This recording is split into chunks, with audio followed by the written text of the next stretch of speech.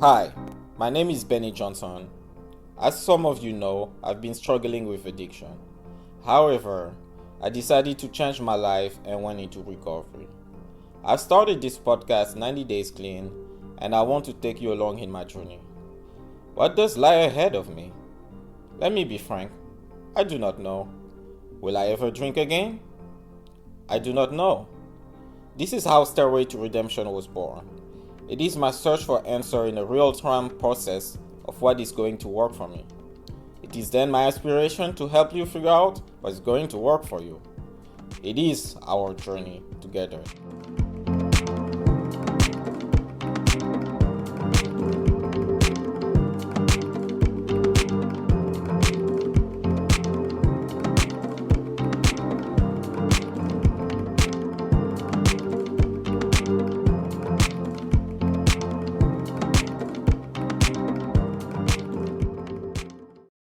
Hello and welcome to Stairway to Redemption. What a long hiatus we had, guys. But yeah, we're back. Yes, this week on Stairway to Redemption, our guest is Haley, a Long Island life coach, who's gonna share with us her story and some tips on how to improve your health and break addiction.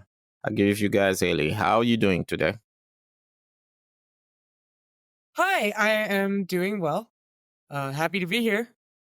All right, that's awesome. So the first question in tradition Stairway to Redemption is the state of the mind address. So what's going on with you lately? What can you share? What's your state of mind? Well, I have certainly been busy. I have been working a lot on my SMART goals, so like my specific, measurable, achievable, relevant, time focused goals.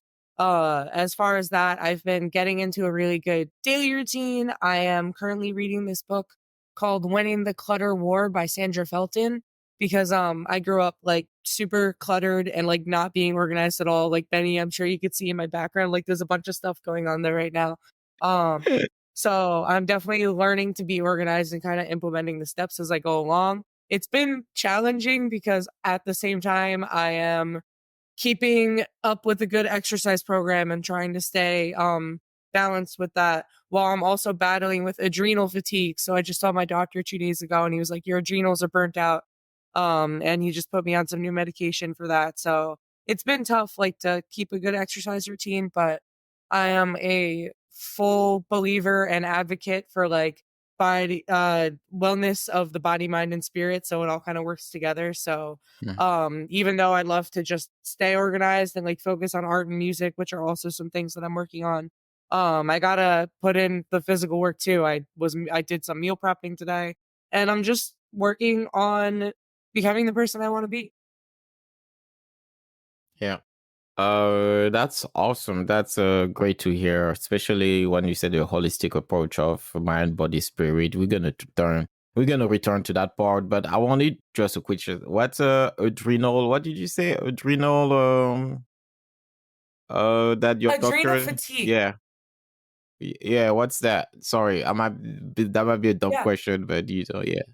No, not at all. It's actually it's not something that everybody's aware of. So adrenal fatigue, aka fatigue of the adrenal glands, is we all have our adrenal glands. They focus on regulating our hormones and as well as like are the hormones that keep us through the day, like cortisol, and regulate our entire nervous system. So, for me, in my specific case, and most people with adrenal fatigue, what this will mean is that our our organs and our glands are too tired. Like we have adrenal glands on top of our kidneys, we have adrenal glands in our thyroid, and when these start to dysregulate for whatever reason, we tend to just feel fatigued. So like I am extremely tired. I after the medicine that I was prescribed for that, I actually had to leave work early yesterday because I was all of a sudden like my body was catching up to all of the sleep that I had been missing and all of the rest that my body needed to do to repair my adrenal glands. So I got home at 12 o'clock, like in the middle of the day, and slept for 3 hours just immediately because I felt like I was hit by a bus because my adrenals are just trying to catch up. So yeah, it's hard. It's not fun. I've been dealing with it for a few years, and that is part of how I found myself in the holistic health sphere. So yeah, I hope that answers your question.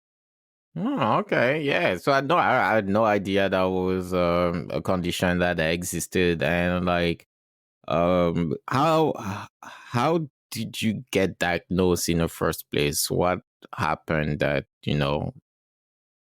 So my initial diagnosis with adrenal fatigue was from my Czech practitioner, which is the kind of practitioner that I'm studying to be. That's Mm-hmm. corrective holistic exercise kinesiologist. And basically, excuse me, basically just by looking at my energy levels and like the way that I could never recuperate after exercising, and the way that exercising was even just really hard for me to begin with. I had trouble sleeping. It was hard for me. Like I'd try to go to sleep at night, my body would just short out, but at the same time I'd be so tired that I just kind of kept feeling like an engine that was never really starting. So it wasn't we never did any sort of blood work or anything. It was more so just a suspicion that this was the issue. So we started to Uh-huh. handle it right off the bat, just with some diet and lifestyle changes, as well as taking an herbal supplement called ashwagandha, which is funny because I took that for a while. And then that was back when I was 21 and I'm 24. So that was 3 years ago. And I don't remember what happened. Eventually I stopped, and it was hard because I didn't have the funds to like keep seeing my Czech practitioner. So I kind of fell off the map for a while with it. And then when I got back to him, like I started feeling a little better. So we didn't really focus on the adrenal fatigue too much, which in retrospect, I wish that we did, because I kind of continued to deal with that for years, a few more years, and we never really realized it. And then now my most recent like kind of re-diagnosis, I'm working with this so he's a chiropractor as well as a muscle testing herbalist. And so by doing the muscle testing, which is essentially using your body's reflexes to gauge what is going on inside the body without doing any sort of blood test, you just kind of, it's a weird process, right? So it's like I have to hold Mm-hmm. out my arm, and he will press on these pressure points, which then correspond to, again, the body's reflex, which will be able to show the practitioner of reflexology like where that issue is. And for me, I've been working with this doctor for over months now. He's helped me pretty much be cured from my allergies and fungal and parasite issues and other issues. And yeah, so after working with him for a while, I was just there 2 days ago, and yeah, he was like, he looks at me and he goes, "Your adrenals have left the building." So he's like, "There's just no activity there. Like, we really got to get you on something." So then what they do with the muscle testing is they'll take these supplements that they think would be best for the issue, and then they test your body's response to see how your body's going to handle it. And yeah, so that's how I was diagnosed. Okay. Wow, that's a very interesting because like I like the approach of like I'm very intrigued by the approach of diagnosing something without blood work, because here, like especially in traditional medicine, Western medicine, when there's something like you don't understand, the immediate thing is blood work, biopsy, and just look at the labs. But I never heard of anything like you said, like a muscle testing with pressure points. That's new to me. But yeah, thank you for sharing that. And now, like, so what is your story, Helly? What's your relationship with usually drugs and alcohol and that stuff? Yeah. Yeah. Yeah, so that's an interesting one. And before we touch on that, what you just said, I'd love to pick up on that really quickly, because Yeah, you're right. It sure, is sure. Yeah, thank you. It is an interesting Mm-hmm. practice of like muscle testing. And of course, like any doctor is going to hear that and be like, "Well, you didn't do any blood tests, so there's no proof," right? And that's a totally valid thing to believe. I'm not against testing. Like, I'm actually working with a functional diagnostic nutritionist, and I'm about to get a hair tissue mineral analysis, which is one of the ways to where we could see if like we have high heavy metals or anything that could be impacting our biology. And then, after that test, I'm supposed to be getting a thyroid panel done by her because along with the adrenal fatigue, something that's very common to be paired with that is like hypothyroidism or hyperthyroidism. I'm suspecting that mine is hypothyroidism because of my levels of fatigue and inability to lose weight and all of this stuff. So, yeah, there's definitely like multiple routes to discovering what's going on in our bodies. And I think the most important things are what's just helping us like feel better, like what's giving us the best results the fastest. Like when I started seeing my muscle testing herbalist, I was like skeptical of him, but my friend was like, trust me, like you're not going to feel the same like immediately after what he gives you, and you're really going to see a difference. And like my allergies were gone in 2 weeks, my parasite issues were gone in 2 weeks. It was really magical. I'd never seen anything like it. And so yeah, for me in that case, the proof is in the pudding. Now, since you asked about my history with drugs and addiction, um, this is interesting. When I was around 13 years old, there was this movie that they showed us in our school about this girl that had killed herself. And they like just kind of really talked about like suicide and suicide awareness. And they were trying to make it this thing so where like they talk about it in order to prevent it, right? But like me being a 13-year-old kind of going through depression and some family stuff at home, personal stuff which I won't get into, but just really feeling lost in the world, like I didn't have any meaning. And the one part of that I will get into is that I was adopted. So like I always kind of grew up with this lack of sense of self and this lack of belonging. So after I heard about like this girl that, killed herself, I was like, what would that be like? Like, Wow. Okay. as a 13-year-old girl, if you Mm-hmm. can imagine just being like, like she did it, like she had to do it for a reason. And I kind of got hooked on that fact, like that was a thing I could do because I was feeling so alone at such a young age. So like I used to, on my bus rides from home, I used to memorize my suicide letter. Like I started writing it. And I was like, all right, this is what I would say. And I remember the feeling of just feeling completely alone and feeling like it was kind of the only way for anybody to really recognize me. Like if I didn't kill myself, then my parents wouldn't know how I feel was kind of where I was coming from. So that's kind of where it started. I remember I used to think about it like every day for about a year. And then I turned 14 years old and it kind of just went away. But then what kind of replaced that like initial feeling of hopelessness and loss of meaning, which I think is where a lot of addicts kind of find some sort of vice, is that like feeling of being lost. So I had these friends who were part of the emo group. They all listened to like the rock music, the heavy metal, the people screaming into the microphones. Mm-hmm. And they had told me about how they started cutting themselves. Like they would take razor blades and slice their wrist. It's called self-harm, for anybody who's not familiar with that. And because I was someone who used to want to kill myself, but like never really knew how to do it. And then I find out about this. I'm like, okay, like if this is what my friends are doing, if this is what's kind of getting them to, this was our coping skill, basically. Like if this is how they're coping, like I might as well try it. So that's where I started. And I was only 14 years old. So like, I wonder what it was I think the first time I did it, I had taken this shaving razor and like gone into my mom's bed and literally just like lightly nicked my skin. And I remember it hurt so bad, but at the same time, like it hurt so bad that I cried, but at the same time, like there was some sort of relief there. So I slowly started exploring that over like the next 2 years of just what it felt like. And eventually it got to the point where like I would do it in class. I would take thumbtacks off the wall and scrape my skin, just this really dark stuff.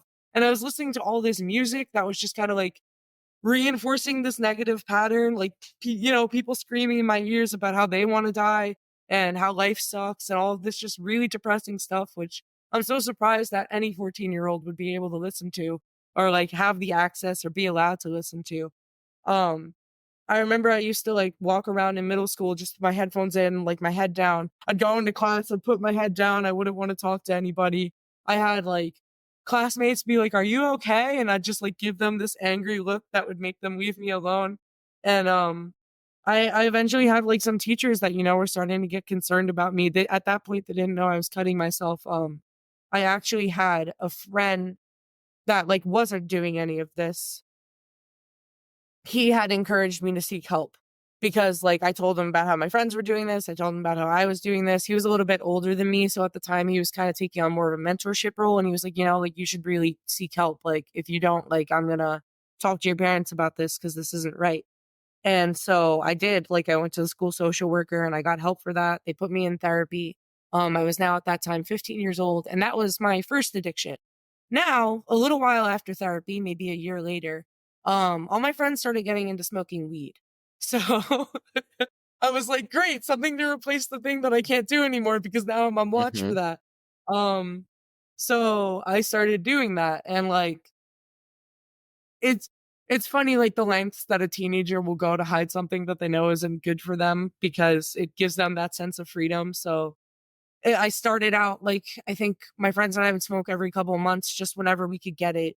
And I remember I started getting in trouble for my parents because I think not too long after the first time, like, they found out and they were like, "You can't do that." Like, "You're not allowed to do that." And kinda having that being this kid who was like, wanting to rebel against society and really just frustrated with everyone telling me no about things that I knew maybe were right. And not the weed, like that was wrong. But like there were other things to where it's like, if I asked people, like adults question, I would kind of get shut down. I remember going through that a lot in from teachers to religious teachers. I grew up in the Catholic school system. So like if I questioned them about God, they'd be like no one would really give me kind of the respect that I felt like I deserved. So when I was told not to smoke weed, I was like, are you kidding? Like, this is fun. This is the only thing that makes sense. Why would I not? Um, so it started getting to a point like over a few years, like from like once every couple of months to once every couple of weeks to once a week to twice a week to 3 times a day. And then by the time I'm 18 years old, not only am I smoking weed, but I'm vaping and like vaping the nicotine. And that was definitely one that was like, like again, very serious. Like if you look at places like Jamaica and like other places where smoking weed's kind of more socially acceptable, it's like there's people doing it at a younger age for sure. But then it's like the nicotine, just like the combination, I feel like is so not healthy for like a young person. And on top of that, which I actually remembered like while I was answering your questions, the other addictions that I was getting into were internet addiction. Like I would come home from Mm-hmm. school every day and I was either playing video games with my friends, which was at least a little bit better, but then like watching shows and watching YouTube videos. And also because of being a young person exposed to things on the internet, I developed a porn addiction at age 15. And that was a big struggle for me. And that's something I think I know I've heard Billie Eilish talk about it, but like as far as women in media and just people in media in general, everyone kind of seems to be like ignoring that that's a whole Yeah. thing that like completely can ruin lives. And it definitely had an impact on me. Like because of that kind of instant gratification and non-respect of sexuality, like it started pushing me in a dark place, like towards the wrong crowd of people as I got older and I graduated high school. Like I thought the things that I wanted in life were sex and weed. Like, like that was my mindset at 18 years old. Even though I went to college, like it was sex, drugs, rock and roll basically was like the mindset. And I wish that a I really wish that there was more that was done for me when I was younger, like before I became an adult to save that. And unfortunately, because of my circumstances, there just wasn't. And I'm not grateful for like my family situation. I think I'm very lucky to be adopted into like a loving family. I also just, like from my experience would say that, I don't think a lot of people in my life know that like all of this happened to me. And I wish that things were different. Mm. Wow, like what a powerful story. Like there's a lot of impact to impact there. Like I think we talked before, like, we met and we hang out at the tea house, at the Kava tea house. Yeah. Yeah, we go to. And you talk to me about the weed and the nicotine, but like I had no idea at the time that they were like basically your solution to deeper problems. Like I didn't know about the cutting. I didn't know about yourself, sense of like that loss of self or sense of self since you were adopted. Like that's something that, I never had a chance to talk to with somebody who is adopted. I'm sure that like I think I can conceive how it goes. Like how can one can question their identity because like they're not living with their. I think I can definitely empathize with that. Like, even if it's hard for me to conceptualize, to imagine, or to feel what you feel, I can definitely imagine where, that path will lead you to addiction, to the different places, and also the emo phase. Oh, wow. Like, it's almost caricatural of those like TV shows where like everybody wear blacks, or like even the South Park episode with the emo kids, like I remember those. I'm like, oh yeah, I watch. I was laughing, but apparently, there's some truth in some stereotypes, but Oh my goodness, there's so much truth. Like emo kids are such a real thing. And it's literally like, oh wow, wait, it's funny as I'm saying that I remembered something else. But like mhm, it's a whole culture of like kids who convince other kids to cut themselves. And then on top of that, like in my specific uh like emo circle, another really big thing was eating disorders. And I forgot that I had an eating disorder because that's kind of been a long time since I've been removed from that. But mhm, there's this social media site called Tumblr, that like a lot of 15, 16-year-olds back in my age used to go on. And one thing mhm, about Tumblr is that it was really not like nothing was restricted. So there's this whole eating disorder movement on there. I don't know what it's like these days, but when I was 15 years old, I could scroll for hours, kind of like on an Instagram, like infinite scrolling system of all mhm, these girls that were starving themselves and talking about how to get thin in a very unhealthy way. Cause I grew up overweight for a really long time, due to poor diet and lifestyle because of how I was raised. And, um, yeah, it's just really insane that like, kids kind of, I think in the school system we have today, I see it a lot. I work in childcare now. So I know like kids kind of raise themselves. Like, even though they have parents, parents are working, parents are living their lives. There seems to be a huge lack of involvement in a lot of cases like that. And I wanted to touch on the adoption thing as well because parallel to me, I had a best friend growing up. I'm gonna use a fake name. We could call her Caitlin. I had a best mhm, friend, Caitlin, who was also adopted, and she went down a way darker path than I did. Like, not only did she get into all of the things that I was into, like the cutting herself, and she would cut herself really bad. I used to have to run 3 blocks down to her house to stop the bleeding, like at 14 mhm. years old, to go Wow. and help her because she was cutting herself. And, yeah, like she needed somebody and she didn't feel like she could rely on her parents because she was adopted and she felt alienated in that house because her parents were in a bad place, like they were pill poppers and etc. So like it just wasn't a safe environment for her. And because of that slight change in environment that like she had to where like my parents were more like decently more stable than her, even though like every family has its own problems. We were like me and my friends wound up like trying to save her from heavier drugs like popping pills and drinking. Like she would bring alcohol to school and she would try to encourage us to drink like during the school day. And just like really dark stuff happened to this girl, and my heart goes out to her because like, if we had switched families that would have been me, and it's like so Yeah. just the adoption thing. So yeah.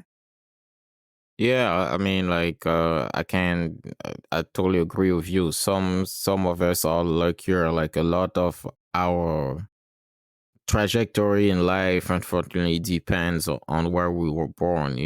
Like where geographically, and also where with the family that raises us.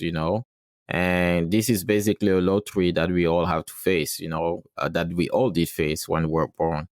But yeah, like when you talk about childhood and the emo and being adopted, like it sounds to me like that even if you felt when you felt alienated, you still had a strong desire to belong. And I guess like among teenagers, especially with social media nowadays, I mean, when I was a teenager, I wanted to belong. But yeah, like our desire to belong at all cost, I believe can lead us to some dark path, you know. Oh yeah. Yeah, I agree. Hmm. Yeah, like even if like the fact that Tumblr and social media gave you, like, for example, just body image, like wanted to be thin and to fit a certain role, and even the porn addiction, like because, like you said, like kids, I think, are now raising themselves thanks and because of the internet. Because, like, if they don't want to ask or they're afraid to ask or to talk to an adult, they can just Google it. It's on their phone. And we have now a bunch of influencers who are like ready to like tell them lies. Like, we have like the red pill guys, like, for like, we have the like Andrew Tate and some of those guys who are like, oh, the role of a woman is to be a traditional role. The role of the guy is to be alpha. Like, some of the so my little brother is 21. Some of his friends, I talk to them like and yeah, some of them are like, yeah, Andrew Tate is right, man. Like these ladies, they're not you cannot trust them. I'm like, whoa, okay, all right, you guys have an issue. Like, they do drink less. The generation of my little brother drinks less, but they do smoke a lot. Like, speaking of nicotine and weed, they do smoke a lot. Like, which leads me to this question. So, how did you stop drink? How did you stop smoking? Yeah, so you could also ask how I stopped the rest of the addictions, which I'll answer. Yeah, go When ahead. it came to Go the for all of them. yeah, yeah, and I'll do my best to keep it brief because as I mentioned, I had a lot of issues. So when it came to the eating disorder, that's one that kind of waned on and waned off like over time, like even as far as to a couple years ago. So like with that, I went from being the girl that would sit in the back of class writing the word fat on a paper over and over and over again to try and like trick myself into being skinny. And then going home and like after not eating all day and being like, I can't not eat, like I'm starving and then just eating and like giving up. That was like the beginning of it. And then, after like that, I still had the bad body image, um, which I guess I kind of released the stress of that through smoking. But as far as like the eating disorder, it kind of went away for a while until they put me on ADHD medication, which Mhm. was an appetite suppressant as well. So it kind of made it hard to eat, like regardless. Also, nicotine and marijuana, if used in large enough quantities, are also things that suppress appetite. So I definitely had issues with like nutrition for years after like my first stint of an eating disorder. And then later on in 2020, I decided to become a vegan because of some stuff that I was reading online. I was like, yeah, this is a great idea. I'll become a vegan. I'll do intermittent fasting. But because I was so obsessed with losing weight and I still had all of the brainwashing of the eating disorder stuff, um, Mhm. I ate one meal every other day. So I would go one day I eat a meal, the whole next day eat nothing, and then the next day just eat one meal. And I did that for like 3 weeks until my body like gave out on me and I had to go to a hospital. So that was Wow. like the worst I ever, yeah, that was the worst I ever had, the eating disorder. And then like they helped me get better from that. And after that, I'd say is like the eating disorder kind of ended, but then like I still like now at this point I was starting to get new nutrition, but I still wanted to lose weight. So I've had like a lot of fluxes of like I started binge eating after that, not like binge eating and throwing up, but just like eating too much food because I didn't know what my body needed. I didn't know how much water I needed. And I just kept playing around with that until now I'm in a state where I would say my relationship with food is pretty good. It could be better, but it's not like I'm not binge eating anymore. I'd say my biggest, like, struggle with the food thing is, like, I really love eating healthy and organic, so I try to do that as much as I can, and sometimes the stress of not being able to do that all the time, like, will weigh me down, and then, like, sometimes as well as the stress of, like, with people who have had eating disorders, anytime they restrict food, so, like, there's a lot of fitness influencers now, and even, like, Mhm. Czech practitioners, which I am, like, in the school for, that are like, "Try to restrict, like, gluten as much as you can and sugar because these things are bad for you, right?" And then once Yeah. I start restricting them, that just winds up being what I crave. So it's like this weird Like, balance of kind of learning to do what a lot of people call 80/20. So that's the food thing. Um, the smoking thing, I went to college to be an art teacher. I'm very passionate about art still to this day. I host an art club. And like I do art when I can. I'm making a mural, etc. But I went to college to be an art teacher. I smoked weed every day. It got to the point to where I couldn't do anything without smoking weed. I would leave class to smoke weed. I would wake up, smoke weed. I would go to bed, smoke weed. Like I was just always high. And I always had my vape with me, like always. Um, and then in 2019, so this is like entering into my I guess like this is still my first year of college, but entering into my second half of college. In May 4th, 2019, uh, I had an experience which, I don't know how much of this I should share on the podcast, but I had a personal experience that kind of changed my relationship with God. I kind of had a spiritual awakening. And after my yeah. spiritual awakening, I, what's it called? After my spiritual awakening, I realized like I was kind of throwing my life away by smoking weed every day.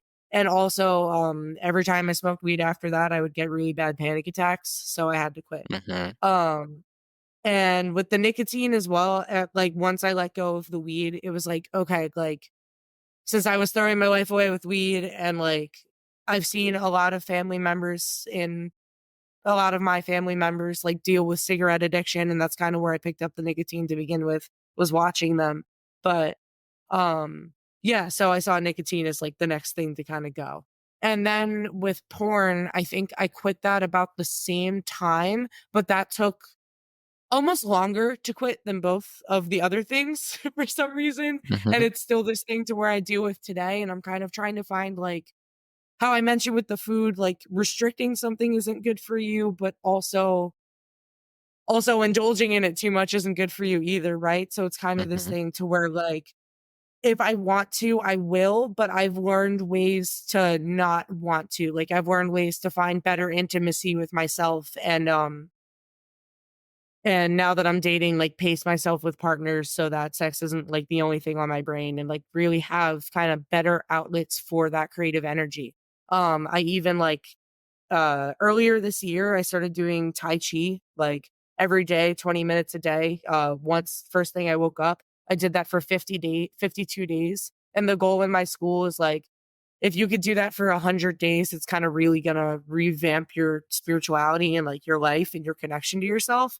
So I did that earlier this year. And now, recently, how many days? 4 days ago, I started doing it again because I failed that time and I kind of took a break. And I started doing that again. But the thing with Tai Chi is that Chi is life force energy. It's what like kind of breathes through everything, like the breath of God, if you're going to look at it in a biblical perspective. So um, the idea with Tai Chi is that it'll help you, like I said, kind of connect to everything. And one of the things that it does, because it's creative life force energy, it's also rules your sexual drive. You hear Mhm. about guys talking about like doing things like no fap and whatever to kind of preserve their chi, their life force energy. This is a different way to do that. That doesnn't involve stopping masturbating. Anyone's listening, it's like, wait a second, there's a different way. Like, there you go. Tai Chi Yeah. is a really good way to cultivate your life force energy without, having to maybe stop something you want to keep doing. So, yeah, that was the smoking thing. And to be completely transparent, I quit smoking weed for about 3 years, and then I started experimenting last year, like around my 23rd birthday, with it again to try and use it in like a conscious way because it was like, hey, like I don't really drink. Because I never had a huge problem. I wouldn't even say I had a problem with drinking. Like I just drank socially, and since I didn't really like the way alcohol made me feel and I wanted other ways to like wind down, I did start engaging with marijuana again. And now I'm at the point where I really only smoke CBD, like weed with a high CBD blend, which is like the non-psychoactive part, and then a very, Yeah. very low grade 0.3 THC. It's the kind that doesn't show up in drug tests, and as well as it's the kind that just I can handle it. Like I could smoke that Yeah. one day and then not smoke, like, I won't be craving it for weeks upon weeks. And then, like, if I do, like, I'll use it to relax, and it's the kind of thing that I could go days without, like, no problem. Like, I don't think it's an addiction for me. As well as, there's a lot of people in my school that use tobacco kind of like as a ceremonious shaman experience. So I still do engage with tobacco. I don't have a vape. But every once in a while, if I'm feeling called, and like also like a lot of times that around people who celebrate in my school like that way, like if I'm at like a party with people in my school, not really much of a party, usually just a social gathering, but they'll have like this very clean way to vaporize. It's called the volcano. It kind of Yeah, I takes, know what the volcano is. Yeah. yeah. So it takes With the the early bag, smoke right? Yeah. and it's Mhm. like very clean. It's very different for your lungs. It's like real tobacco too with no additives or anything. So it's like the purest way to get it. Yeah. Um, and I have that like every once in a while. And then like I will put organic tobacco in a pipe every now and again, but it's really not a regular part of my life. Like every once in a while, if I'm feeling like indulging in something, like that's what I'll go to. And it's interesting. I don't think that that's for everybody. Like it is a very addictive substance. And yeah, like I definitely don't think that's for everybody. I just know like because of me and where I'm at spiritually, like it's kind of just what I've chosen. And I currently see a therapist once a week, so like I actually wonder what her take on it would be because I don't think I've talked to her about that. But Mhm. I think I'm in a good enough place to where I wouldn't let myself get addicted to stuff like that again. So Yeah. Hmm. Yeah, I see. I didn't want to say like because like you say it can be very. The first thing that came to mind is, oh yeah, you got to pick your poison, but that's not what I was thinking because well, like you said, you know where you are spiritually. You know that like you're not gonna get yourself addicted. Also, like I like you know like your approach of trying something different, especially with the CBD, because you knew you were having panic attacks with the weed after smoking, and you're like, let me use less THC, less psychoactive thing, and the CBD because like I was using the weed to relax, but if now there's a way to not have the psychoactive things after that makes me have that makes you have a panic attack, why not try it? yeah, But like in my so like me personally, I'm from a 12-step program, AA, and there is no tinkering like with like alcohol. Basically there's no, even the big book has stories of a guy taking a shot of whiskey with milk, some people trying different ways, and yeah, I've tried my different ways and they all fail. So for me, it's like a total abstinence. For the reason I believe that is because I talked to my therapist about it in preparation for this podcast, actually, as well as knowing people that have been affected by alcoholism. I was curious myself. Um, Mhm. I'm not sure if you're aware of this. I don't know if they talk about this in 12 step, but what makes an alcoholic is that their liver is unable to process this thing called acetone. And that chemical substance in the body will linger and make the body crave more alcohol. And there's no right now, as far as I'm aware, and I actually would like to look into it more. Um, but there doesn't seem to be any way to solve that right now. Any way to solve that the liver's inability to break down acetone. And what's interesting to me, like as a Czech practitioner, because we're all about healing the body from the inside out. So like using things like corrective exercise and diet and lifestyle and like even simple things like hydration, like where you get your water from, the quality of your foods to be able to spark your body's capacity for healing.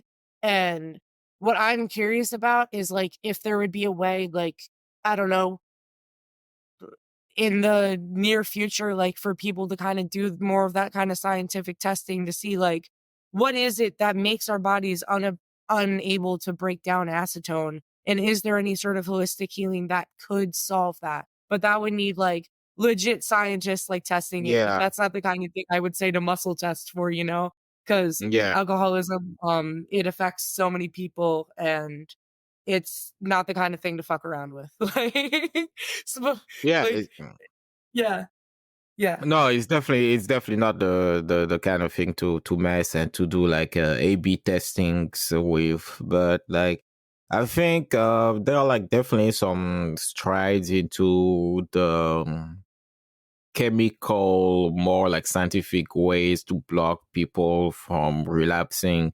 You have the naltrexone, no, Vivitrol shot that's supposed to stop you from craving alcohol. You have this way, but me personally, I think like my way, what has been working for me, the way that is in being spiritually fit. So, like, I totally agree with you. In order for me to be spiritually fit, it has to be a holistic approach, like body, mind, and spirituality, obviously. Like, I'm a big advocate of fitness. So like I go to the gym 6 times a week, I box. Um, but also I meditate, and those need to go in tandem. Like they're like those three sides, the mind, the spirit, and the body are like the legs of a tripod. You cut one, the tripod fails for me. Falls, yeah, fell or falls, yeah, falls for me. So, but yeah, I wanted to circle back to like the ways you got out of those addiction, and I wanted to ask you like, I mean, to me, you are not overweight at all. Like, you know, um, I don't know how you looked before, but is it safe to say that like that eating disorder was not for like, was it for health reasons, like, or was it for due to wanting to look like a certain way to fit in? It was definitely the latter. Like, Mm-hmm. an eating disorder is never for health reasons. Like, the way I engage with food now is for health reasons. And I still do want to look a certain way to fit in. Like, both of those are true.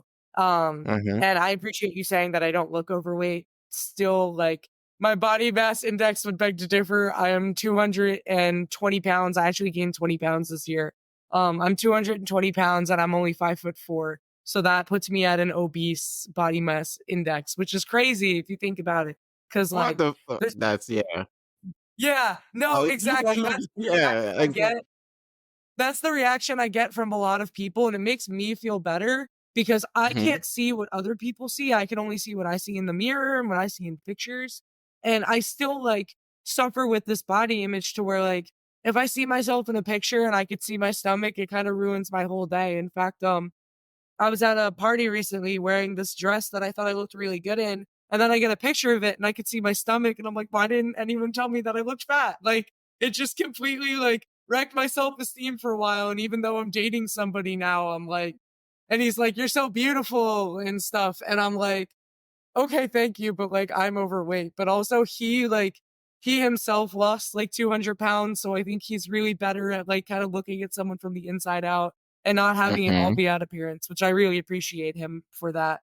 Um, it's just like, yeah, that's my point is like, dang, it sucks. What was your question again? No, you answer it. If it was for body image or like for health reasons that you had to Yeah. lose weight. Yeah.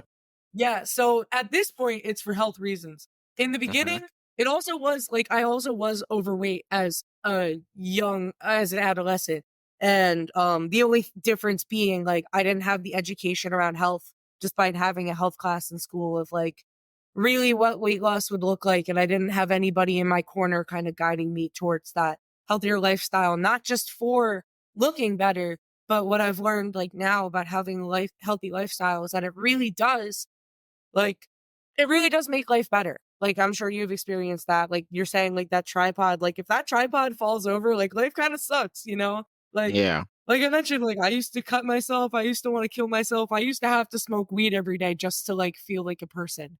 And now I'm at the point where I don't need any of that. Like, it's kind of awesome. I can paint. I can hang out with my friends. I'm learning to be social, which reminds me, I didn't answer that. When you asked like the addictions that I've recovered from, the only other thing that I forgot to mention was like my recovery from screen addiction and like, Mm-hmm. like not porn specifically, but just like YouTube and Netflix. Like that's something in the last 4 years that I've definitely struggled with more than I have any of the other things, I guess, because the other things kind of fell away. And in this day and age, there's really a lack of structure in our society to where like we're all kind of isolated in our lives, even though we have the capability to be together. It's like you walk down the street, everyone's on their phone. You walk into a restaurant, everyone's on their phone. Um, and that's because we've taken our personal lives and put them into a social media. So we're taking our connection and putting it on the phone instead of taking it out of the phone and putting it into like being with people. And there's a positive and a negative of that, of course, because we could put out this really like this podcast that you're doing that's really awesome. And I have friends that do podcasts, and a lot of podcasts have definitely like helped me for the better. And there's like cool things you can learn from the internet, but there isn't enough of a balance in society yet to where like, and I grew up, like I was born in the year 2000. So I was kind of stuck in in front of a computer and a TV the second my parents realized like, oh, this will be a good thing to let me like clean the house for 10 minutes because parenting's really hard. Um, Yeah. yeah, like, that's just one of the things that, I'll say that's been more of a gradual change for me, and the biggest thing that's helped me recover from that is holistic health. As far as, like, the smoking, it was a little bit different. I was kinda lucky in the sense that the event that I had was so traumatic that I couldn't smoke after that, and it was a really good driver because I didn't wanna have panic attacks. Um, so unfortunately, like, I always wish I could tell people, like, "Oh, this is how you quit smoking," like, but I can't because like for me it was more traumatic. But as far as screen addictions and stuff like that, and I think actually I have a friend, Ryan Sprague. He what's the name of his school? The Conscious Cannabis Collective. He has this thing called the Conscious Cannabis Collective, and he's someone that used to be addicted to marijuana and now like has formed this whole school over how to remove the addiction and instead use it as a tool for making your life better in a sense to where you don't need to rely on it anymore. And that's like definitely a good resource that I would recommend to a lot of people is Ryan Sprague's school. Mm-hmm. As well as just the Czech Institute, because I think um, anybody who wants to have a holistic approach, whether it's through the Czech Institute, which I personally think is the best holistic school I've ever seen, it's helped me a lot. But there's plenty of others. Like just having, like you said, the mind, body, spirit approach is kind of Mm-hmm. the tripod that, keeps our lives afloat. Also, I'm going to turn on my light because it is dark in here. But yeah. Oh man, that's funny. I mean, you gave me like the great segue by talking and bringing back up the holistic approach. So what was your motivation to become a life coach, a Czech practitioner? You told me, yeah. So what was how did you end up going down that path? So I mentioned podcasts are a great way to connect and they really helped me find myself again. And find who I really was supposed like I feel like find not who I was supposed to be, but find like-minded people and kind of find that sense of belonging. So I was listening to, because after I got out of the hospital for my eating disorder, um, I started trying to get like really into nutrition and how to like live a healthy life, because I had realized like I had become so obsessed with losing weight that I lost my mind as well. And that was really hard to overcome. So I wanted to find out like how to never be hospitalized again. So I started listening to, I don't know who it was first. I think it might have been Joe Rogan. So I started listening to Joe Rogan, who led me to Duncan Trussell, who led me to Aubrey Marcus. And Aubrey Marcus is like the founder of On It. Like he's very much a fitness influencer. Some people love him, some people hate him. That tends to be the case for a lot of famous people. Like I know there's a lot of people who don't like Joe Rogan right now. Mhm. Duncan Trussell's not really like trying to preach anything. He's just a comedian. So like that's a little different. But yeah, so I was listening to Aubrey Marcus's podcast, and he had this guy on named Paul Chek. And the episode was about God and kind of like the deeper meanings of life, which I mentioned earlier. Like a spiritual awakening is what led me to um realize that my life was going downhill and that I needed to stop doing drugs. As well as I also mentioned that one of the things that troubled me growing up, although I didn't get too in depth with it, I did mention like very briefly that when I asked questions to like the religious people, like the religious figures in my life from my Catholic school, like I wasn't getting the answers that I wanted to. So I was kind of always secretly on the spiritual quest that I didn't realize. And then I'm listening to Aubrey Marcus's podcast, getting all into self-improvement and stuff like that, and like getting excited. And I wanted to be a personal trainer, and I already had that mindset. And then I listened to Paul Chek's podcast with Aubrey Marcus talking about God and talking about some of the things that I came to understand about God. And well, came to believe, because everyone has different beliefs of God. But these beliefs aligned with my beliefs, and that was kind of the first time I'd heard that anywhere else other than my spiritual awakening.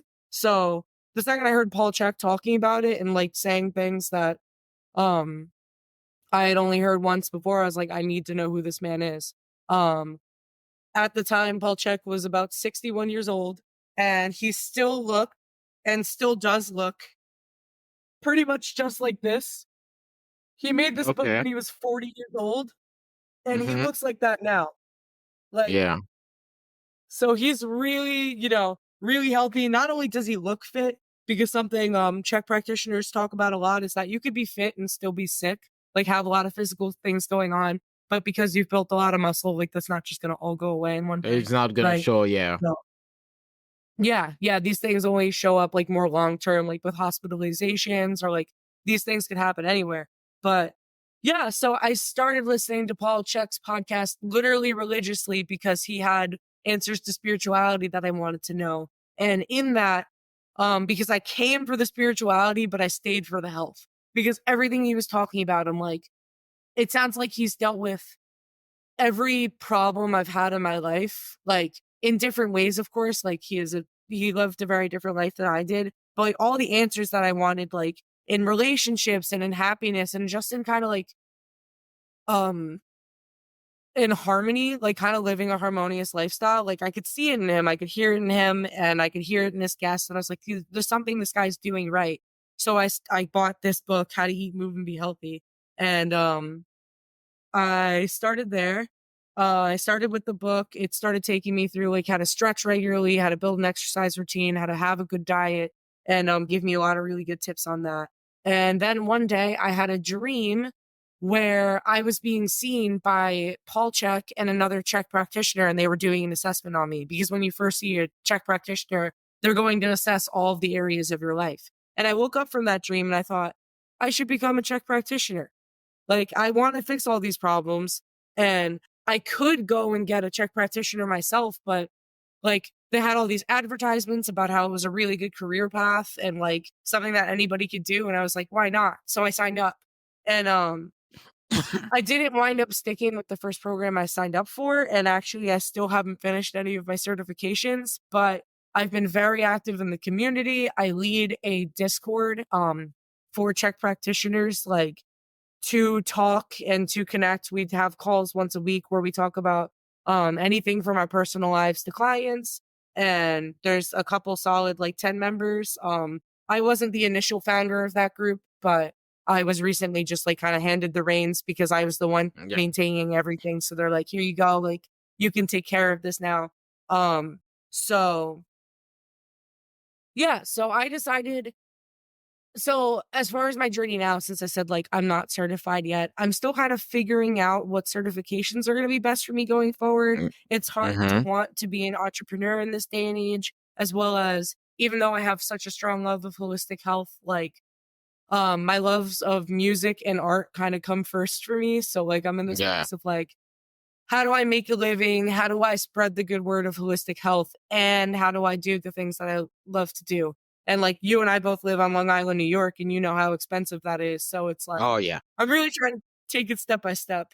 And there's this separate program that I think, they've helped a lot of veterans in like their struggle with PTSD, and a lot of other people heal from other health issues. And that is Listening to Smile by Ian Morris. They are a sound healing company, and they do Mm-hmm. things better than any sound healers I've ever seen. Like, I'm not sure if you've been to a sound healing yourself, but there's a lot of them popping off in the Long Island spiritual community. And I think Yeah, they're great. yeah.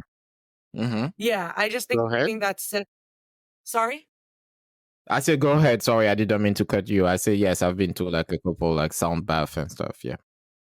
Okay, cool. I'm sorry. I'm like, No, don't I'm worry. spitting down the information, man. Um, Yeah. so, but that's cool that you've been to them. I definitely find them to be very relaxing, but there's nothing like Ian Morris's work. I think, um, he definitely like takes sound healing to a new level. And there's this program to where I could become a meditation facilitator through them, which is a path that I'm like highly considering and kind of figuring out how to build the finances for. And I think it's my next step as far as becoming a practitioner. And as far as the corrective holistic exercise, like the Czech Institute, I'm still always going to be a part of it. I'm still at this place where like figuring out exactly what I want to do is challenging, a little overwhelming, but I'm doing it, like I'm doing Tai Chi every day again. And um, I'm hoping that I'm gonna just kind of find the right opportunities to do what it is I really love to do. And in the meantime, I work in childcare. Like I'm a daycare teacher assistant. And I think every daycare teacher assistant and everyone working in daycare or with a child needs this book because like, as I shared with my story, it's very easy for children to teach themselves. And I think independent learning is great. Like I think children should learn a lot of these things on their own. Otherwise, you're kind of clipping their wings and they'll never be able to fly. But they need true proper guidance. And the things that I've learned through the Czech Institute have been monumental for me really realizing what it is to be a responsible person. And I never really had a sense of responsibility growing up. Like I was able to get away with a lot of stuff because of the school system and everything. So, um, yeah, I think it really starts in childhood, and I think holistic health should be something that everyone should pick up. So like regardless of how much of a Czech practitioner I become, which I'm still kind of exploring and experimenting with it, um, I will always be an advocate for the teachings, and I'll always be a what's the word? I don't know a different word, but I'm always going to be talking about it because it's changed my life. So Yeah, I see. Are you familiar with the concept of ikigai? It's the Japanese word. yes, yeah, that's So so yeah, amazing. because you're looking for your ikigai right now. For the audience, for those who don't know, the ikigai is the intersections of four concepts of four areas which are what you love, what you're good at, what you can be paid for, and what the world needs. So the interaction of those four elements constitute the ikigai, and I think that's what you're looking for. Because when you're saying, "Well, I want to finish the program, but I'm not sure I'm gonna be paid," it's a little bit costly, and I'm doing this to get paid, which is pretty cool. Like, like, and yeah, that's a quite good quest to be on, and especially in this day age where um being a holistic life coach teacher is such a great area. Like, I want to bring out our mutual friend Josie, who was a previous guest on the podcast. And I remember asking her, like, how the hell do you price your services? Because, like, I think Tony Robbins is coming in New York in July at the end of the month for August. No, no, no, no. He's coming in September.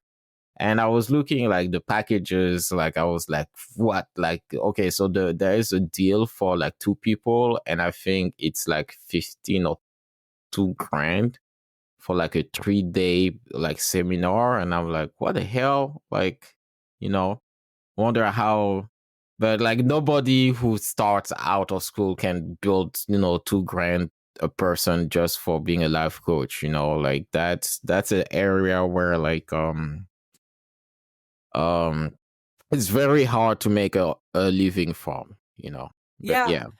It's funny you bring that up. I'm so glad you did because I remember listening to that podcast and being like, Betty, something you don't know and something a lot of people don't know is that Paul Check, the founder of the school that I'm talking about, was Tony Robbins' life coach. Oh, really?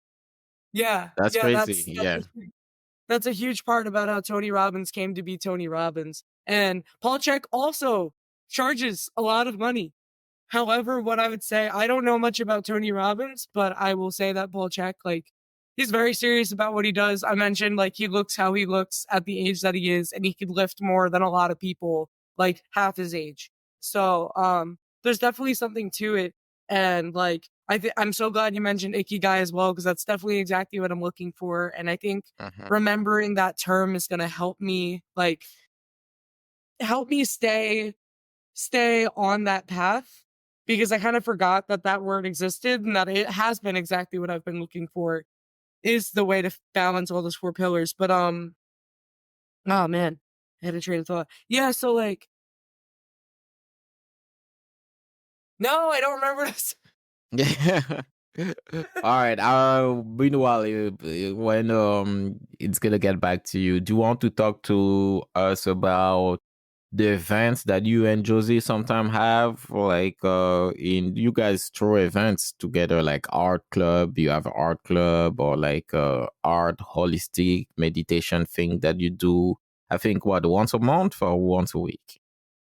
So our club is once a week. It's funny you mentioned the meditation because actually, uh, so our club started as kind of like this more public group for like the Long Island spiritual event group chat. And then like very quickly as like only a certain amount of people kind of tended to show up and be consistent, it kind of just became like our group of friends.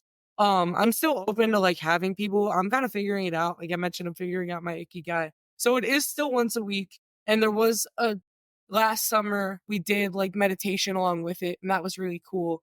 Um, this summer so far, like we just started up again recently. We've had 2 art clubs so far this summer and they've been fun, but it's really just kind of been like me and my group of friends at this point. Um, I'm not sure what Josie's doing as far as her coaching. I know she was doing free weekly calls and she's currently pregnant with her second child, so she's got a lot Mhm. going on. Yeah. Um, Shout out to yeah, Josie, by the way. shout out Josie. We love you, Yeah. Josie. Josie's the reason I'm here on this podcast today, so I appreciate that. That was a really good for anyone listening. Um, But yeah, like as far as me, I think, and like this is what I was saying earlier, part of me is still kind of in this seed of doubt that I'm trying to deal with. It's like I want to do the sound meditations and the sound healings. I think it'll be a really great platform for me. I am just a little intimidated, and I think like I'm the kind of person that really needs to think out everything. So I believe my plan as of right now is to kind of think about it and really plan the whole thing, what exactly it would look like, and then come to a decision on if that's exactly what I want to do.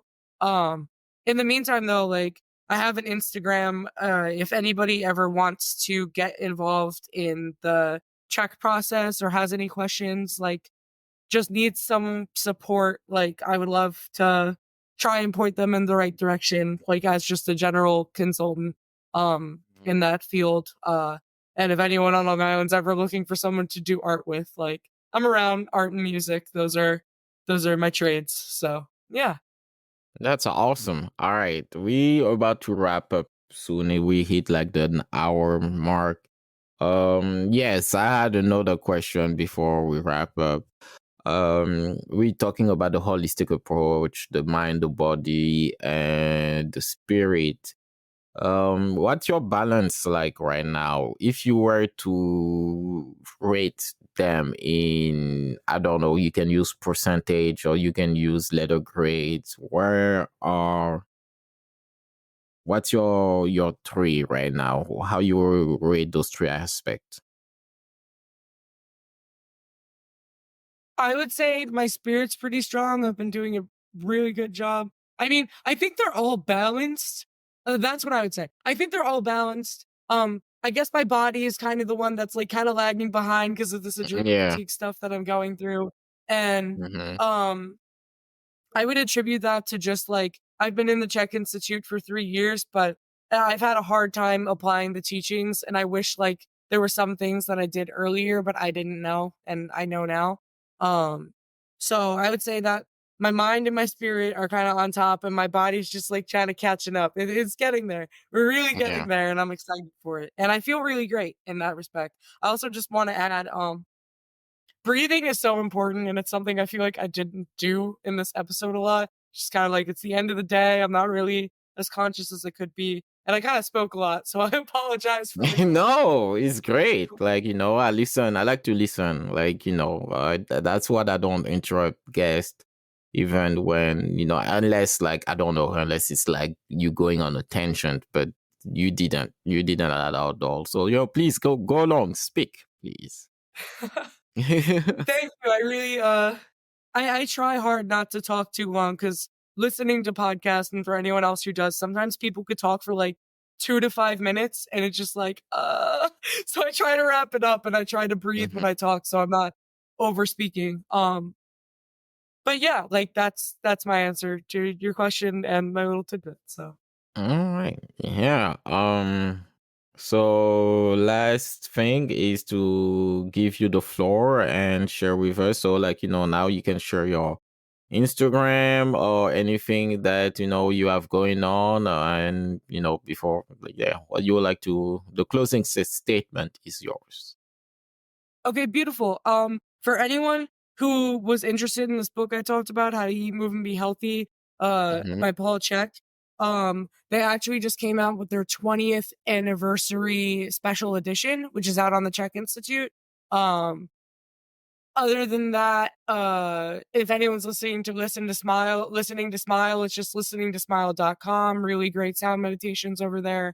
As far as connecting with me, I'm available on Instagram at the healthy creative underscore. And that's my handle for Instagram.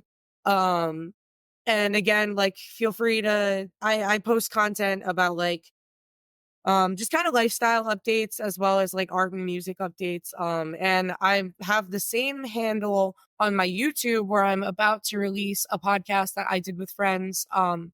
Last year. It was my friend's podcast. It's called Calm Conscious Conversations. It's a couple of those Czech practitioners that I mentioned over on the Discord that I run. And we just have like calm conscious conversations about life and about our experiences as Czech practitioners. So if you want to hear more stories like mine and more people who are trying to make a difference in this world, I would go over to my YouTube and check those out.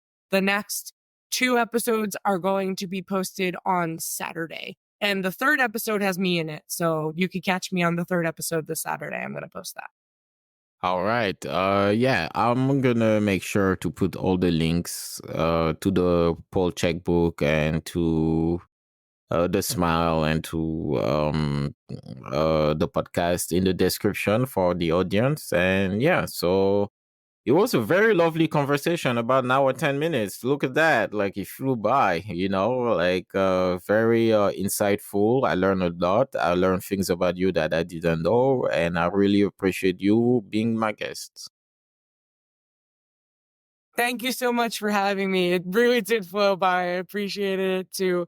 and you're an awesome host. I'm looking forward to uh sharing your podcast with people as well, because I'm gonna share this episode like heck when it comes out. And yeah, I I think that alcoholism and the road to redemption is something that more people in society should be talking about. So I'm happy that you're getting back on the wagon as far as doing this podcast. And yeah, thank you so much for having me, Benny.